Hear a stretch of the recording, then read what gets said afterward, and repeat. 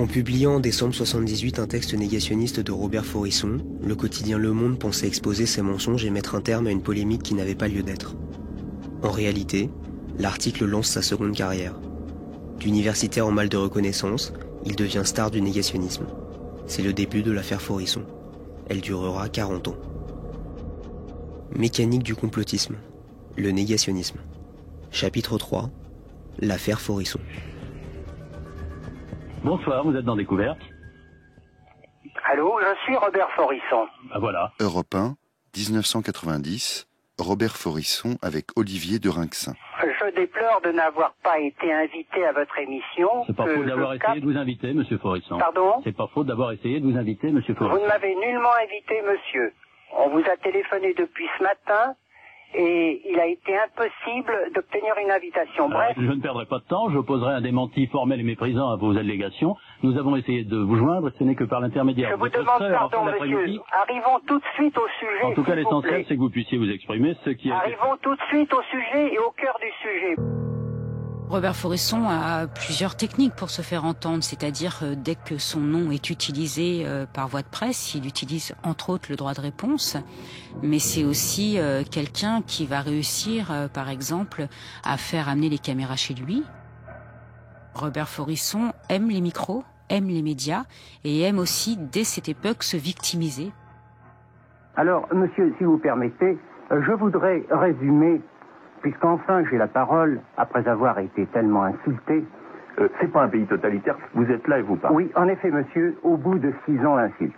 Très bien, j'en viens directement au sujet. Très rapidement, les autorités de l'université de Lyon 2 où il enseigne vont, entre guillemets, lui accorder un droit d'enseigner par correspondance qu'il n'utilisera jamais. Il sera mis à disponibilité et à partir de là, Robert Faurisson deviendra négationniste professionnel, si l'on peut dire.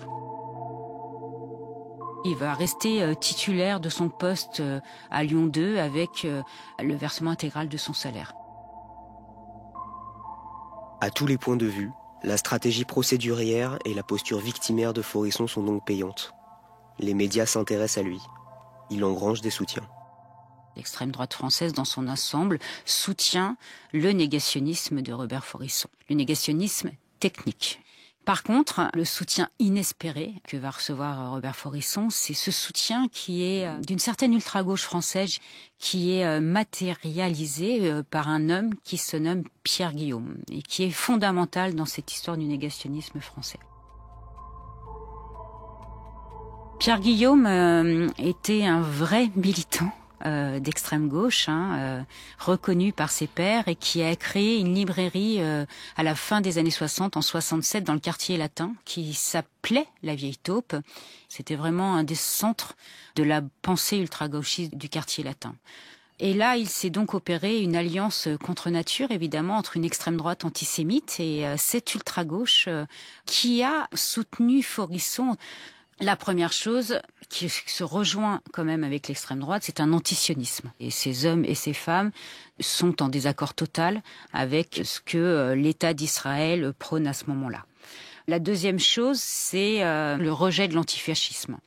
Auschwitz va être considéré comme un alibi du capitalisme et va détourner le prolétariat de sa vraie mission qui est la révolution. Donc c'est-à-dire qu'il considère que Auschwitz n'est qu'un épouvantail que les capitalistes agitent pour faire croire aux ouvriers que le régime actuel n'est pas si terrible que ça et qu'il n'y aurait donc pas besoin de le renverser. Est-ce que, Valérie Gounet, c'est un discours qui marche ? C'est un discours qui prend, puisque dans les années 80, plusieurs groupes politiques mineurs viennent se greffer sur ce discours, mais il y a aussi certaines personnes qui vont donner leur nom à la défense de Robert Faurisson. La première, c'est un chercheur au CNRS sur la question du Cambodge qui s'appelle Serge Thion, qui écrira un ouvrage qui soutient Robert Faurisson. Un des seconds soutiens, c'est Jean-Gabriel Cohn-Bendit, qui est le frère donc de Danny Cohn-Bendit, un des hommes de mai 68, qui lui va aussi soutenir longuement Robert Faurisson. Il y a plusieurs reprises, on va dire, sur la thématique de la liberté d'expression. Et la troisième, c'est le soutien de Noam Chomsky, qui est un linguiste américain qui, en tout cas, c'est ce qui est écrit dans les journaux, accorde une préface à un ouvrage de Robert Forisson, un mémoire en défense qui paraît aux éditions de la Vieille Taupe en 1980. Noam Chomsky écrit un texte pour défendre le droit à la liberté d'expression de Forisson. Sans lui demander son autorisation, celui-ci le met en préface de son livre. Surtout, Chomsky commet l'erreur d'y qualifier Forisson d'homme de gauche apolitique.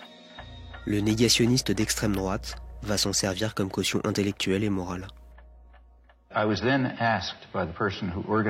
L'organisateur de la pétition m'a demandé d'écrire une déclaration sur la liberté d'expression pour expliquer la différence entre le fait de défendre le droit d'une personne à exprimer ses idées et soutenir les idées en question. Donc, j'ai écrit des remarques banales sur la liberté d'expression.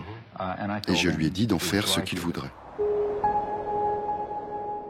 Alors, c'est vrai que la description qu'il fera de ce négationniste français sera celle d'un espèce d'homme libéral apolitique qui entend simplement professer certaines thèses. L'affaire Forisson n'est pas franco-française. La polémique Chomsky attire l'attention des médias étrangers. Des réseaux anglo-saxons accueillent Forisson pour des conférences où se retrouve le gratin mondial de l'antisémitisme. On le voit faire la une des journaux. Il voyage notamment à l'étranger et notamment aux États-Unis, où un institut d'histoire révisionniste, l'Institute for Historical Review à Los Angeles, a émergé et est devenu un des lieux centraux de la négation de l'histoire.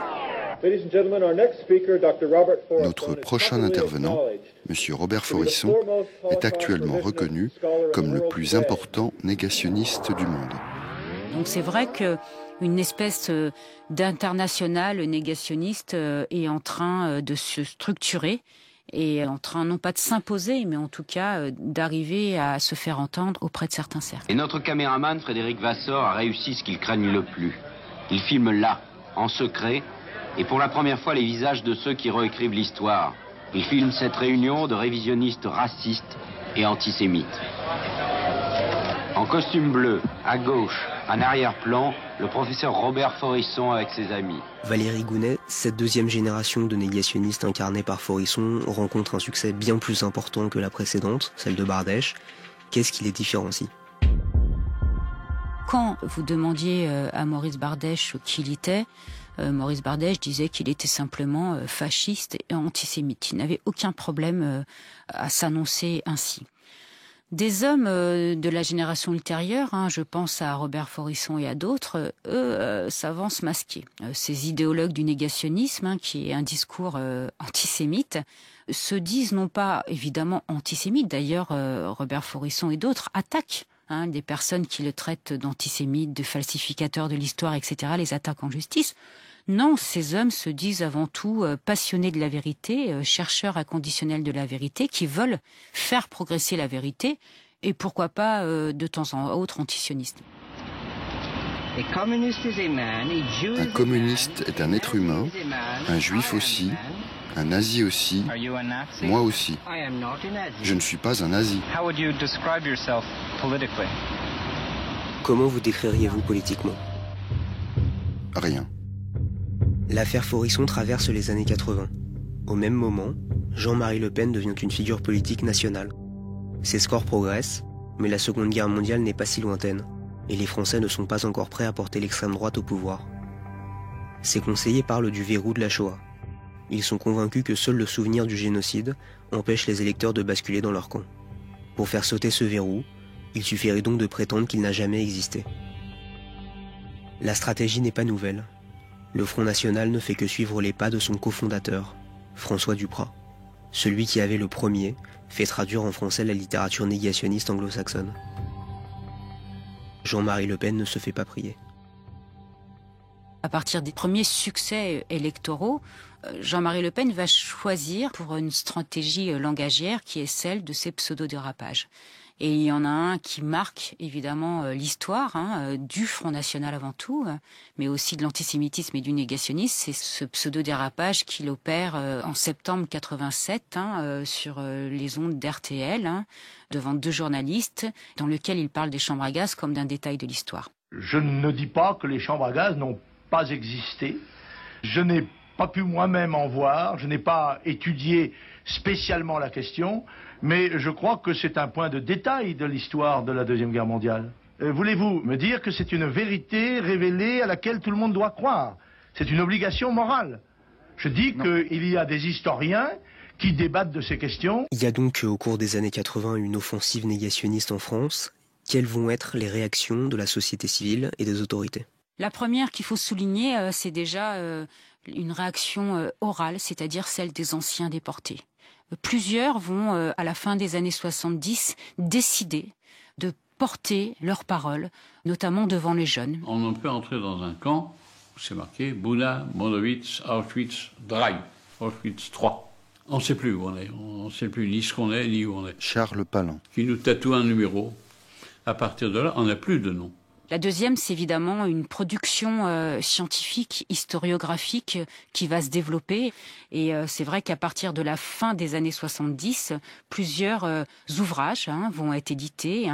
Mais c'est surtout à partir de 90 que vont vraiment être publiés des ouvrages scientifiques sur la persécution et l'extermination des Juifs. De même que l'on racontait avec des apparences d'arguments que Dreyfus était coupable, Pierre Vidal-Naquet. On raconte avec des apparences d'arguments que les chambres à gaz n'ont pas existé. Et cela pourquoi? Tout simplement parce que ces historiens, qu'ils se recrutent à l'ultra-gauche ou à l'extrême droite, ces prétendus historiens, font ce que les nazis avaient déjà commencé, c'est-à-dire dissimuler leur forfait. Il y a plusieurs personnes qui vont, de leur côté, travailler sur l'histoire elle-même du génocide des Juifs. Je pense par exemple, c'est vrai, au cinéaste Claude Lanzmann, qui va faire un énorme documentaire de plusieurs heures, qui sera projeté en 85, qui s'appelle Shoah.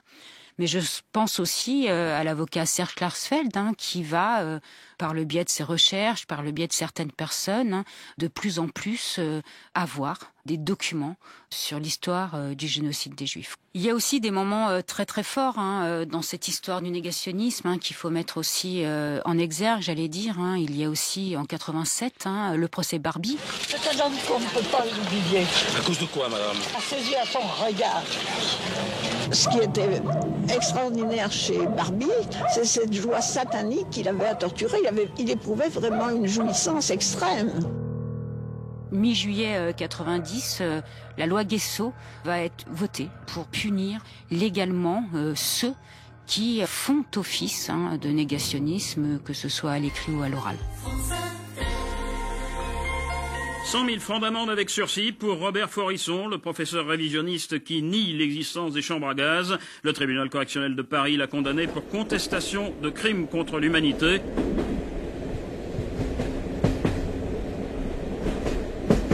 C'est l'effet paradoxal de l'affaire Forisson. La parole des survivants n'a jamais été aussi écoutée. Après 40 ans de silence, il raconte. Un SS est monté sur le toit du bâtiment.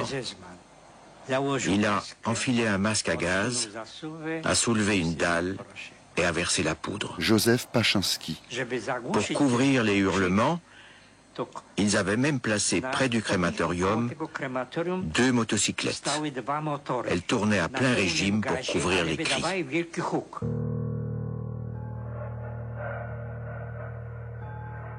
Plus de 10 ans après le début de l'affaire Forisson, la riposte s'organise. Le négationnisme est mis hors la loi. Malgré cela, en France comme à l'étranger, de nouveaux relais apparaîtront.